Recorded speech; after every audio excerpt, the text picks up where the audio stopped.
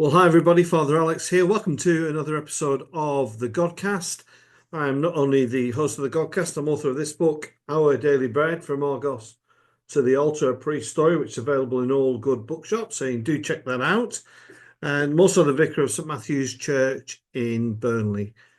My guest today on the Godcast is a gentleman called Finley Worthington. We're going to be talking about drugs. We're going to be talking specifically about ketamine, as shortly there'll be a BBC Radio 4 documentary called Fr.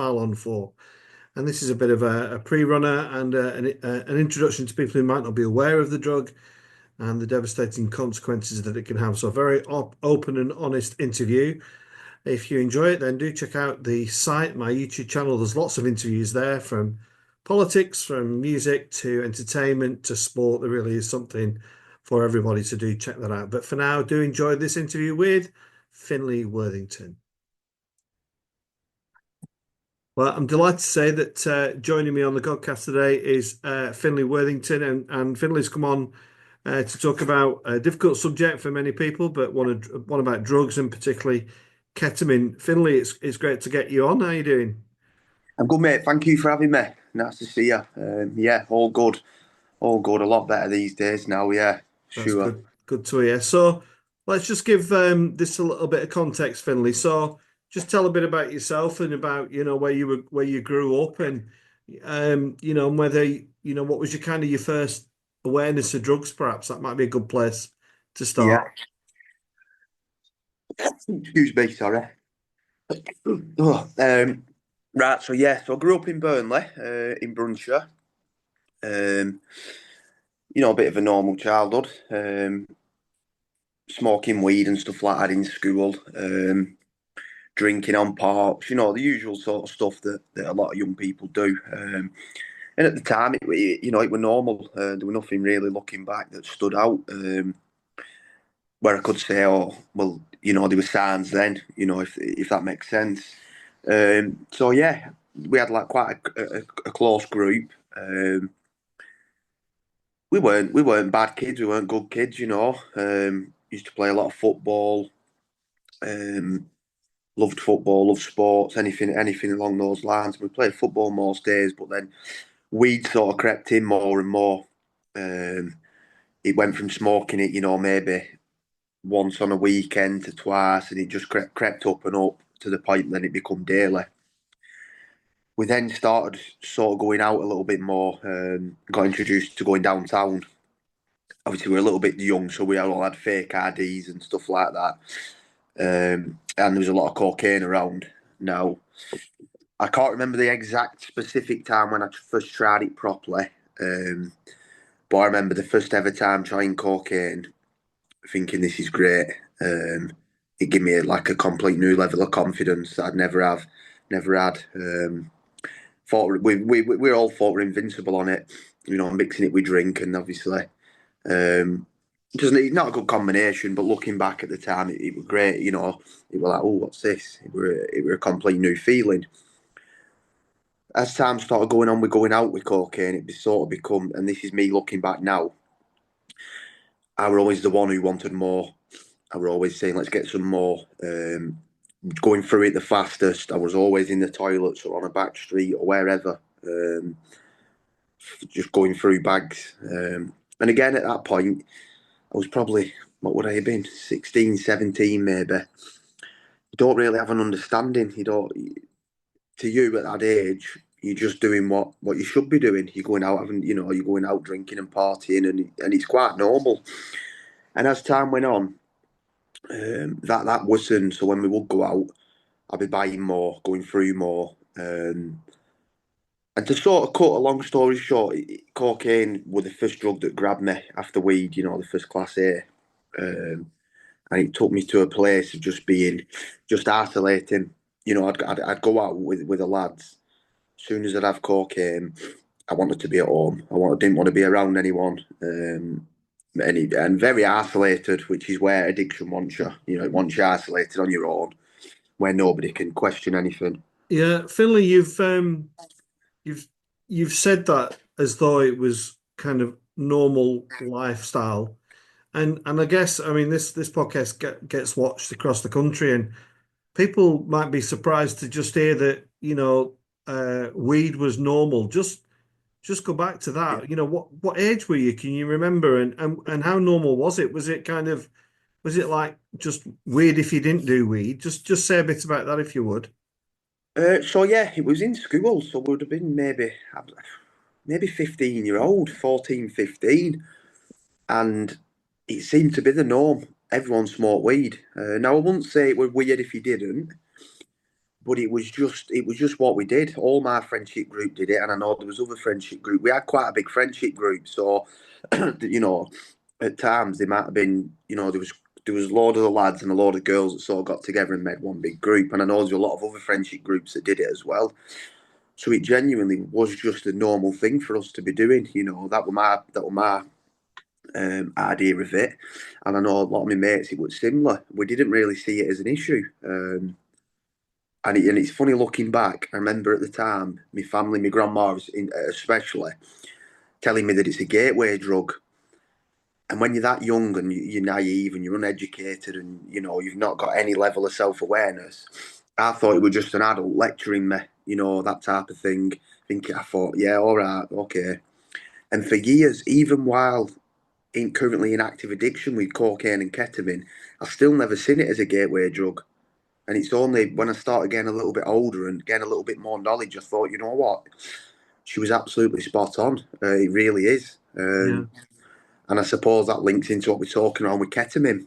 Maybe there is some sort of link between, well, I know there is. I know there's a direct correlation between people who sniff ketamine and smoke cannabis. I know it's a massive link. I know a lot of people do both, but also it'd be interesting to see is that is that a massive trigger for people Yeah. early on? Well, Finley, when you went from smoking weed to cocaine, were you aware that going to cocaine was a kind of a step up? You knew you were going into a different kind of, the waters were getting a bit murkier and dangerous. Did you ever consider that? Did you think I shouldn't go here? What was it that made you go to that point? Um, I suppose it was the social aspect of it, going out and see it. And I'd always been quite curious to it anyway, because obviously, once you start smoking weed and you're meeting drug dealers and one thing and another, you start hearing different, you know about cocaine, don't you? It's not a very well hidden secret. I mean, you go into a pub toilet now, 100% you're going to see someone sniffing it. So it's not very hidden. And it was something I'd been a little bit curious of, maybe. So I think mainly though it was sort of the social aspect. It were going out and it was sort of I had this thing that it come hand in hand with drinking. Maybe from lads that I knew that were a bit older.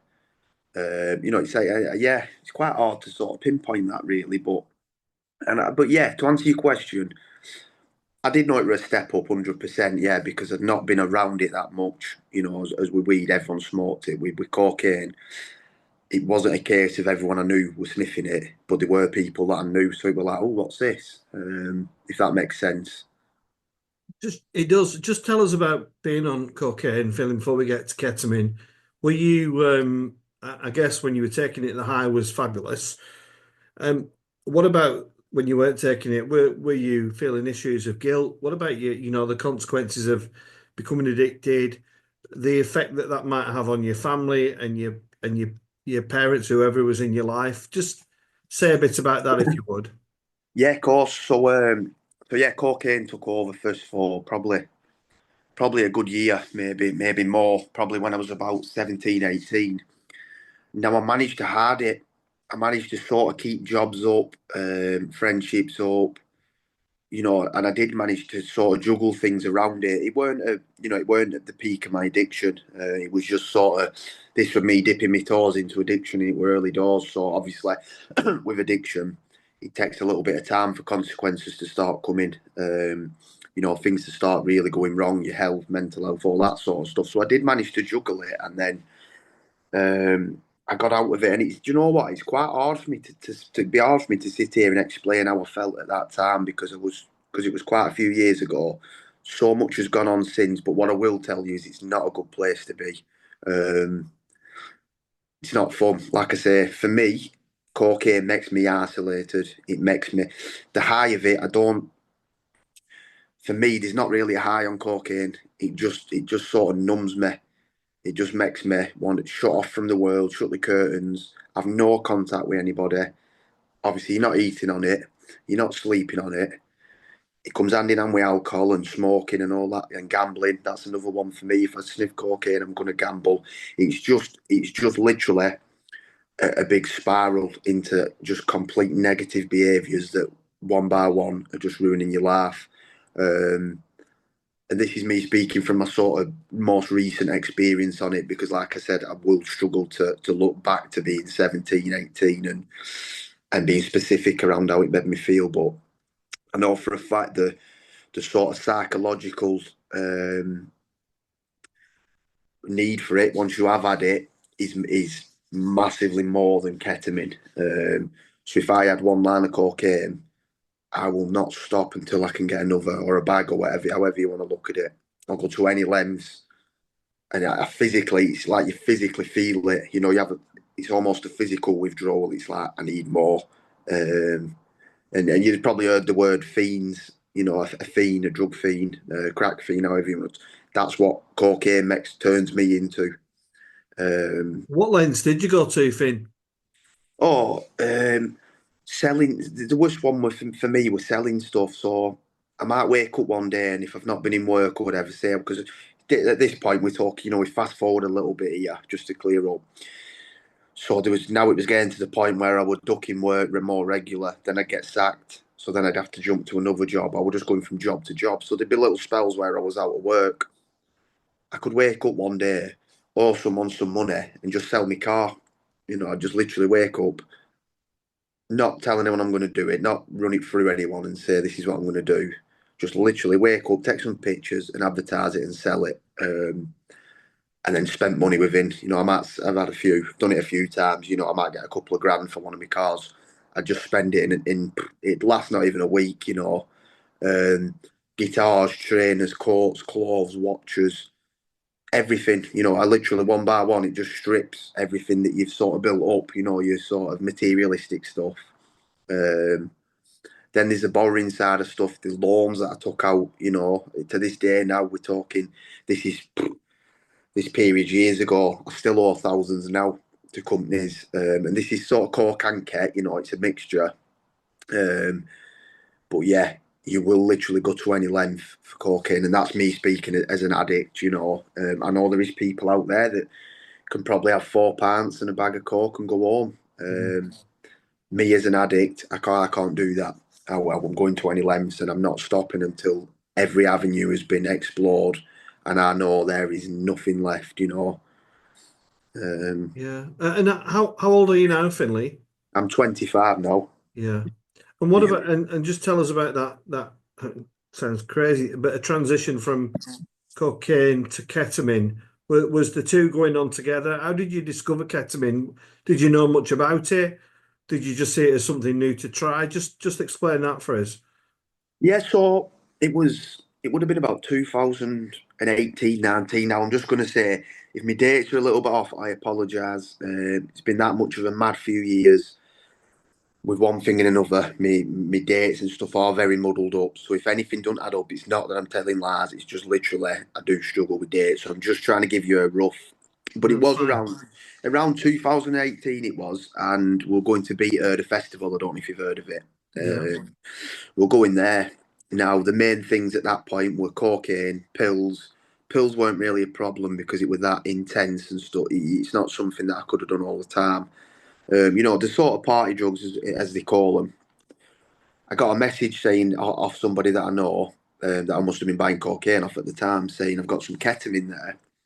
Now, the name I would have heard of the name, I'd imagine, but I wouldn't have had any feelings or experiences to associate to that drug.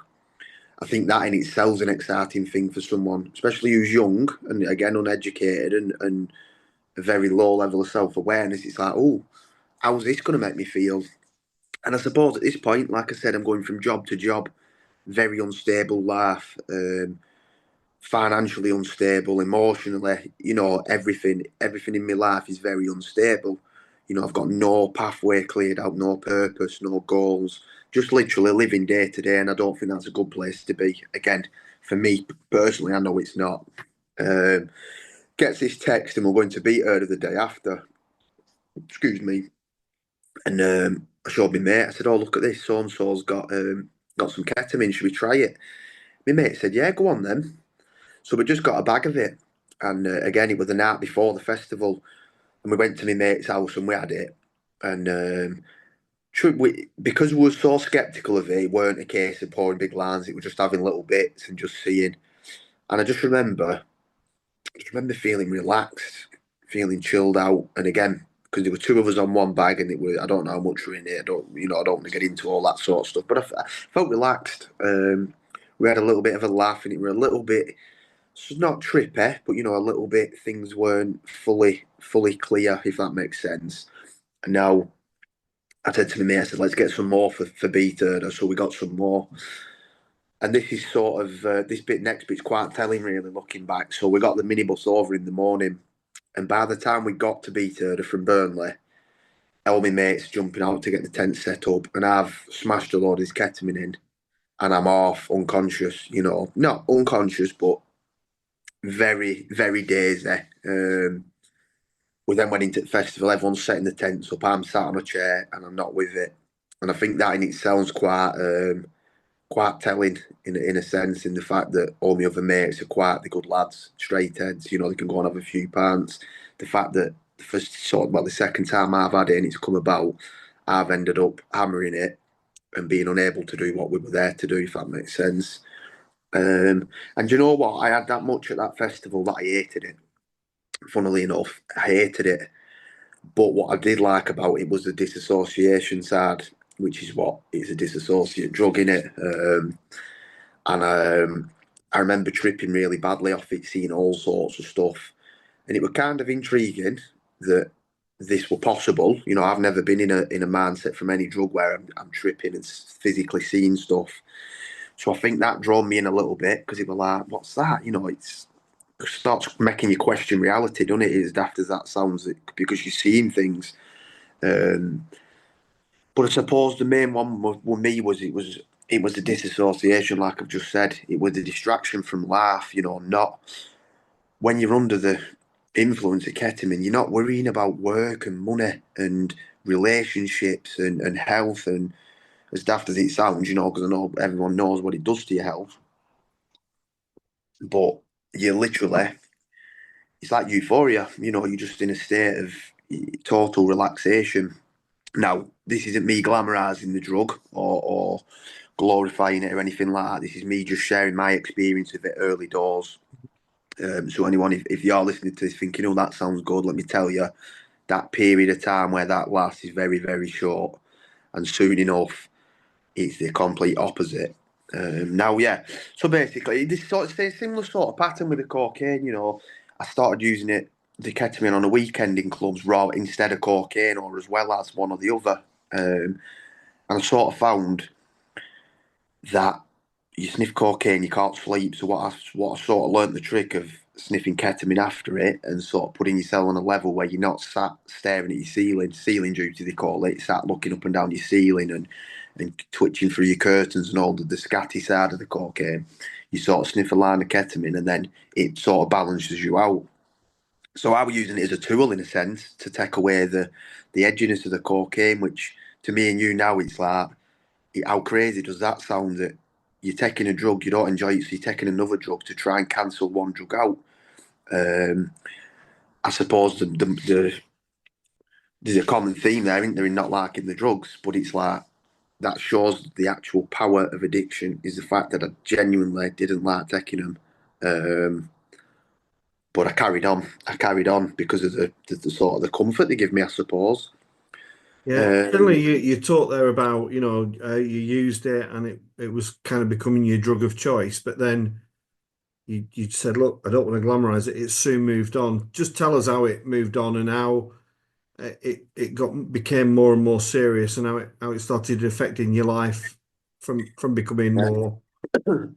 yeah, so again, so just quickly, so it went through it went from weekly, every weekend crept into a Monday, then a Tuesday, and before you know it, it's every day after work.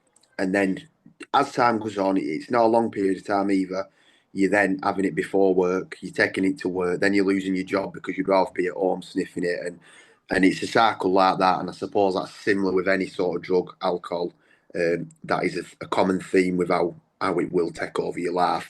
But yeah, so it very again, because it's such a, but it's an anaesthetic, so it takes away any sense of reality. So even now today, Saturday, I'm like 9 months sober.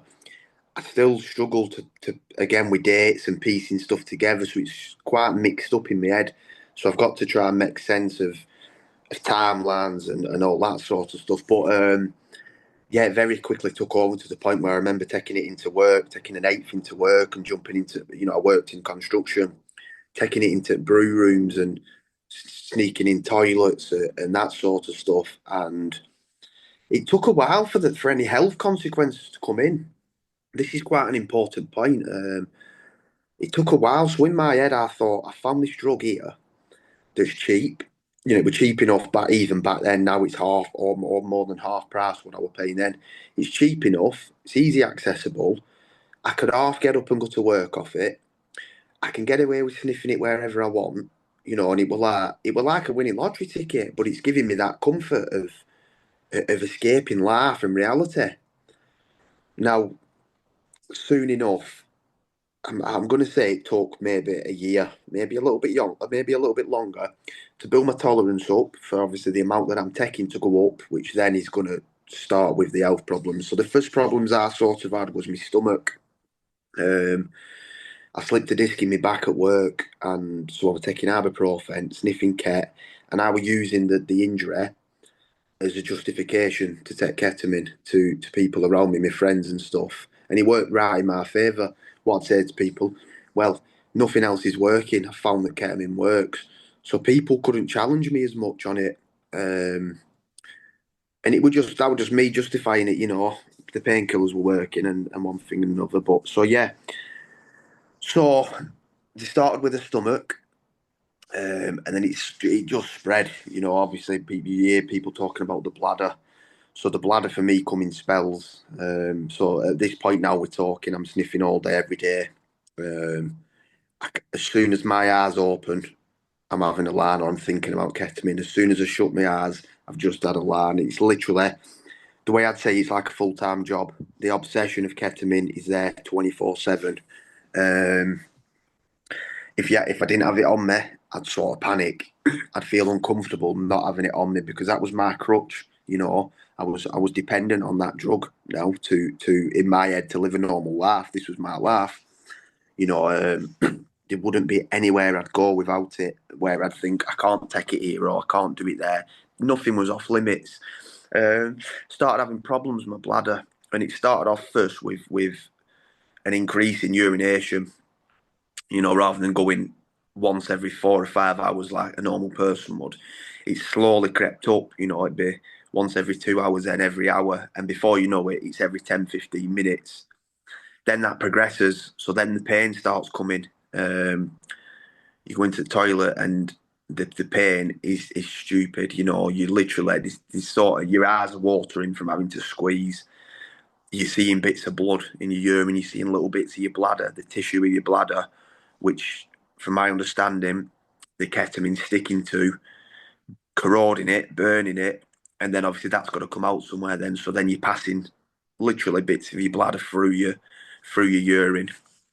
There's the liver and the kidney side of it, which to this day I still get little pains. I'm not 100% sure on the ins and outs of the facts, but you can imagine anything that goes in your body is being broken down, passed through your liver, your kidneys, and all your internal organs. And one by one, it's literally burning your insides. And that's what it did. That's exactly what it did. Slowly but surely, but once the side effects start, they take off, if that makes sense. It's quite weird. This is my experience. Some people it might have happened a lot quicker. I can't speak for anyone else. All I can say is this is my experience of how it sort of took off. Once it started, it was fast paced, and the pain that you end up in on a daily basis is bad. You know, you're talking 9 out of 10 pain on a daily basis just waking up. The only thing at this point here, what genuinely will work is more ketamine. Now I know doctors and stuff are prescribing pregabalins and all sorts of tablets now, which that's a whole other subject in itself. But that in itself is problematic. So now I know a lot of people that I've met in along my journey who now have dual addictions between ketamine and pregabalins and all the tablet side of stuff. But so that's another subject.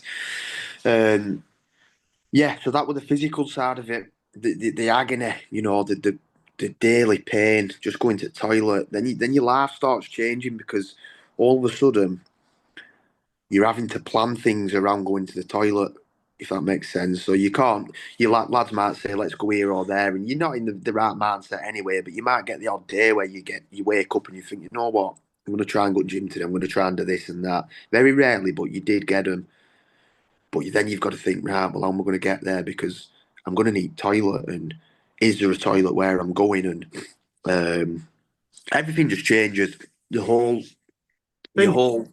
Finn, Go on. did you have any allies in all this? Were your mates kind of encouraging you to just do it, or was there anybody saying enough is enough?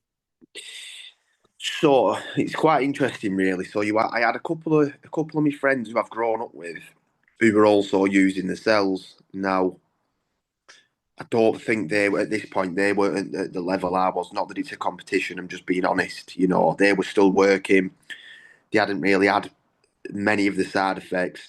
So I had a sort of a couple of close friends. I thought, some of them are still my close friends. Some of them have been cut off. The ones that I still speak to are sober now, and they was just in the same sort of trap as me. But you do hear a lot about peer pressure and your friendship group and stuff like that. And I know it is a big issue now because there's a lot more people taking it, and it seems to be happening in groups. Whereas with me, I was again very isolated. I had some friends who were dead supportive, who'd say, "Look, Finn, what can I do to help you?"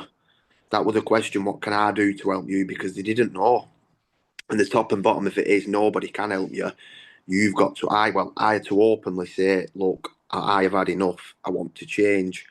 Um, so yeah, to answer your question, a bit of both, Alex. There was good friends who offered support. There was a couple of so-called friends who had actually buy it off and had chuck it me on Leon and stuff like that. So a bit of both really. But the way I see it is, and the more we sit and look at, well, my friends, and I'm not saying, not this towards you, Alex, this is in general to anyone listening. The more we sit and look at other people in it, well, he's done this, she's done that, this has done this, that is stopping us taking responsibility and accountability for our own actions. We've literally got to ignore whatever's going on and look at our part in what's going on and think, right, okay, well, he's doing that, so I need to cut him off. I need to focus on myself. I need to do what's right for me, get rid of the negativity, and then work on me, if that makes sense. Yeah. Um, I think when we live in blame, it stops us taking accountability. I know Mm. that was for me. I blamed everyone and anything other than myself. Yeah. Jobs, relationships, money. I even blamed the things that I'd ruined off the back of my addiction for my addiction, even though they were fully intact before it. Yeah. You become very I don't know the word, naive and ignorant and all that Is it sort of interesting words, naive and ignorant? I mean, Finley, I didn't know anything about ketamine 6 months ago, and now I feel like I've had a bit of a masterclass, mm, and I can't believe how many stories of young people. You've talked about ketamine 18, 19, but I'm hearing stories of 12-year-olds, yeah. 13-year-olds. I've heard of a story of a 13-year-old kid who come up with a business plan to be Burnley's best ketamine dealer in 2 years. It's kind of I don't want to use the pandemic, but I thought this might be just odd people, but it's so many people in just in one town, Burnley. This must be across the country. And what do you think is going on here, Finley? And what do you think? I sometimes wonder if it's like when I was a kid, I used to go and get a bottle of Old English cider because it was Yeah. cheap and it didn't last very long, and thought it wasn't going to ruin my life. Do you think that's a similar thing with ketamine? You think kids are naive and ignorant? Yeah, I think so. Naive and ignorant was how I'd call myself. I wouldn't call that to anybody else. That was my take on myself. What I would say is uneducated and a lack of awareness and self-awareness. Um, the way I see it, and this is my view again. I'm not saying that I'm right. This is just the way I see it. With drugs and drink and all that sort of stuff is it comes in generations. So it's a sort of generational thing. My generation was massive on weed. I know back in the day it were pills and then ecstasy and that sort of stuff. In the 90s, the rave scene. And I think it comes in generations, and I think it's a case of what catches on. The problem, like we're seeing with ketamine, is the price of it now is so cheap. How Uh, much, Finley, do you reckons? so to put it into context, when I first did recovery, which was roughly 2021, 22, I was paying £70 for an eighth, which is 3.5 gram. If I were to go out now and get an eighth, I could get it for about 20 quid. So you're talking over under half of the cost. Now, I don't know any drugs that come down in value, especially with supply and demand. The more people that are taking it, usually the price goes up. So you've got to look at why is it coming down? The only way I can explain that is because of what they're putting in it. The amount of ketamine that's going in it compared to the cutting agents is just lowering and lowering and lowering. Um, so a big problem, a big cutting agent they use is MSG, which is, as you probably know it, salt. It's like a Chinese salt that they use for cooking and marinating and all that sort of stuff. Now, if you actually read up on the effects of MSG just on its own to your body, that on its own is could be life changing. Well, you can imagine, can't you? If you start sniffing lines of salt, you can imagine what that does to your blood pressure and your organs and all that sort. And you not to mention your nose and your brain, your cognitive function. You mix that with the ketamine and the other stuff that's going in it, and it's just there's just no words for how detrimental it is to your mental and physical health. Um, so yeah, to put it into context, it's gone from £70 for 3.5 gram to about £20 in the space of a couple of years. Excuse me. Um, Again, maybe I don't know about it, but I don't know any drug that comes down in value, especially by that amount. um, and yeah, it's dangerous. It's a very dangerous thing that's happened with it. And what that does then is it enables people, these young kids. I mean, if you let's say there's two of them, they might get a tenner a week for school. I don't know how it works these days. I know for me, I got like a fiver off my mum and a fiver off my stepdad at the weekend. You've a tenner there, a couple of years chip too. Before you know it, you can have half ounce of ketamine at 14-year-old, just like that. A click of a fingers. Yeah. Um, and I Philly, suppose you're on the you're on the other side of this at the moment, and things are going okay. What I want to hear what you want to say to young people, and some of the stuff you're doing now. If maybe if parents have become aware that their kids are using ketamine, first of all, what would you say to them? And what would you say to teenagers out there who are dabbling or in the early stages of ketamine, and also a bit about what you're doing yourself? so to the parents, I want more than anything, I want to show a little bit of empathy. Um, I think a lot of the highlight are on their addicts themselves, these young kids and then these teenagers and what, however old. I know people at 30, 40-year old that are in rehabs now for ketamine. So it is, even though it is prolifically young people, there is also older people. But support in terms of the parents, so I'm actually trying to look at setting up a group around parental support and education because the way I see it, a lot of these parents, and this is what I've heard. This is my experience personally in the rooms that people I've spoke to. A lot of the parents are a bit of an old school mindset, so they don't fully understand addiction, if that makes sense. So their mindset is, "Why are you doing it? Just stop doing it. Have you seen what you're doing to us?" And I look that this This isn't me being judgmental at all because I understand that if someone doesn't understand something personally or have experience, how are they supposed to know? To the parents, so I just say, it's look, try and find some support for yourself as well. You know, these young kids, they need support. There's a reason why they're taking these drugs. They don't. None of us wake up one day and think, I know, let me just throw 10, 20, 30 years of my life away sniffing drugs. Let me harm my family. You know, it don't mean that they love you any less, or they don't. You know, they don't love you, or they don't care. They're just trapped in the cycle of addiction, and once it grabs hold of you, breaking that cycle isn't easy. But it's doable, 100% doable. You know, I sit here today as someone who was in that cycle of addiction. I written my life off. I did genuinely. At 23-year-old, I thought, this is my life. I made peace with having a bag. Literally made peace with it. You know, I used to picture, I used to think, right, okay, well, it's going to happen. So get comfortable with it. I made peace with dying young. I made peace with all that negative stuff. You've just got to really, you've got to root deep. You've got to go really deep within yourself. Um, and it takes effort. It takes a lot of effort. It takes support. So this again to the parents, these young, you know, these sons and daughters and what have you, they need support. And I know it's easier said than done, and I know it's emotionally draining for the parents. You know, I've seen that firsthand on my own parents, so I really do empathise. But a strict approach with them and a shouting and bawling and kicking them out and all that sort of stuff isn't necessarily going to work. You know, if you're at your wits' end with them, you're not seeing any changes. This is my experience again. They need consequences. They do need consequences, but that's, you know, don't just chuck consequences at them from the get go. Try and, you know, try and nurture them a little bit and find out what support's around. You know,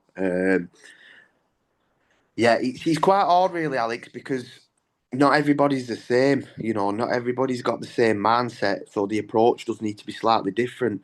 Some people do need a strict approach. It needs to be right. This is what you need to do because this is the harm you're causing. Some people need a little bit more of a nurturing approach where it's like, you know, a little bit more calming and spoken to. So it's quite hard for me to sit and say that, you know, what the What? approach needs to be. Yeah. But if there's some kids watching this, or the parents will show it to them, what, just look down the camera, Finn, and speak directly to kids who are using ketamine now. Yeah. So I don't make many promises, me, especially the ones that I can't keep. But one thing I will promise, if you keep taking ketamine, you will end up with a bag. You'll end up with kidney damage, liver damage. You'll end up possibly I believe there's a link with infertility. So if you want to have kids, you want to have a good, healthy life, you know, you want to get a good career, have a nice car, go on holidays, all the things that you know you can say bye to all of it. And that's one thing I will promise anyone that is stuck in the cycle of ketamine.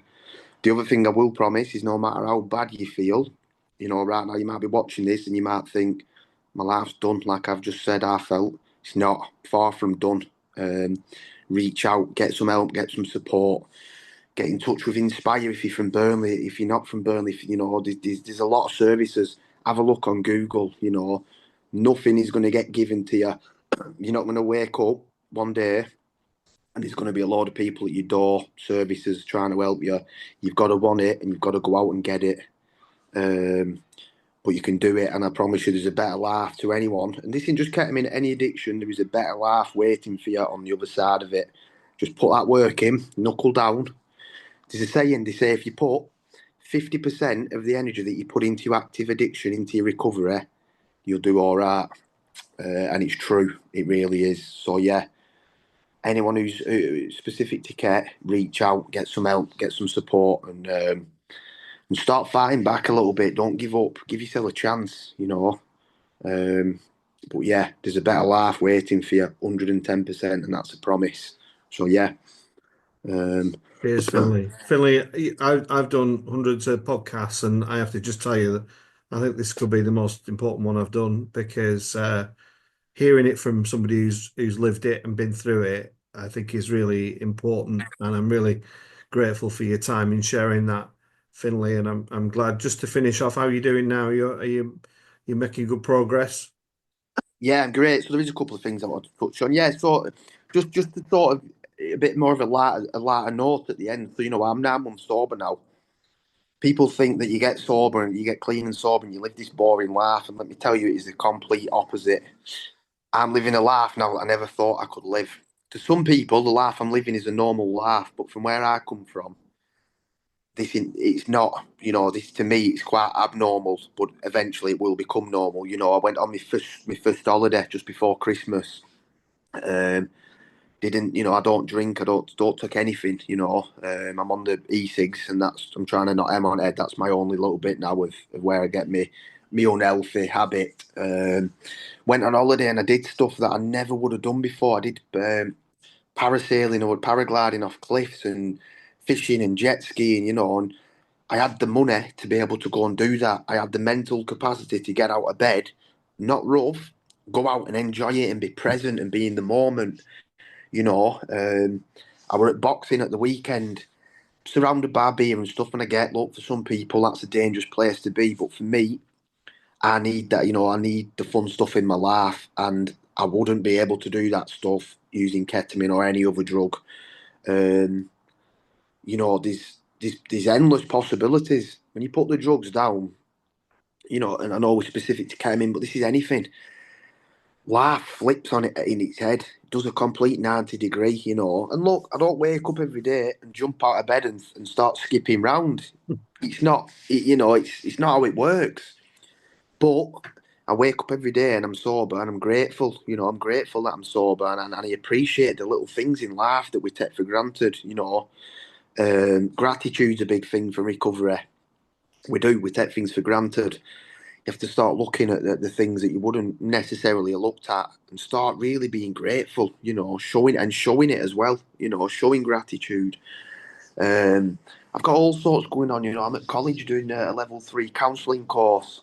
I've got my own group set up, which is called the Ket Hub, which is in Stockport. It's on Mile End Lane, Fulton House. I'm just in the middle so off the back of the Ket Hub, I'm in the middle of setting up a ketamine education support service. We're in the middle of branding, logos, and all that sort of thing. And that's going to be, you know, my goals for it is sort of an umbrella service where we've got the meetings. We're going to get an online meeting set up. There's going to be something for parents in there. We're going to look at the intervention, prevention, intervention, and rehabilitation aspects of it, which are the three aspects. The prevention is something I know you're keen on, Alex. I know you've been pushing for to be going into schools a little bit sooner than you can. That's something we want to get on board with. You know, go in, educate, give people a little bit of an awareness, not just around ketamine and drugs, but around emotions. Mm. You know, how are these kids supposed to know how to deal with emotions? There's no there's no blueprint, you know. And I'm not this isn't a dig at parents, but it's not often, is it? Where I know for me, speaking from personal, you know, memory, I never got sat down or taught how to deal with emotions. You know, when something comes up, the way I got taught it, and this was a subconscious thing I got taught, was to run away, ignore it, hide it, bury it, and you know, it's not healthy.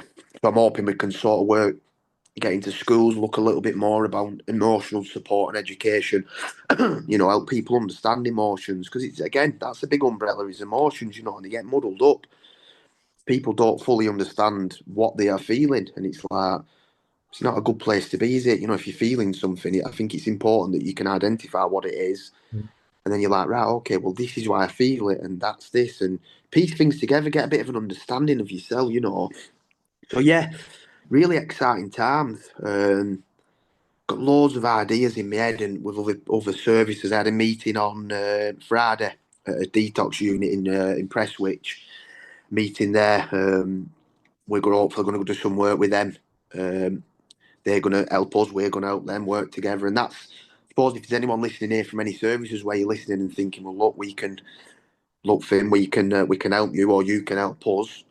Get in touch. You know, Mm.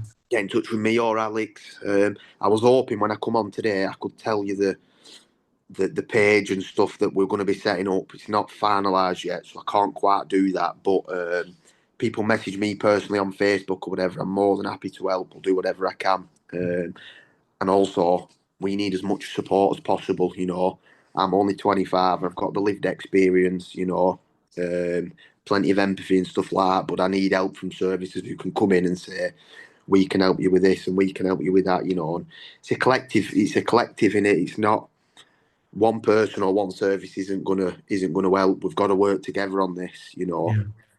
and I believe Finley, it's.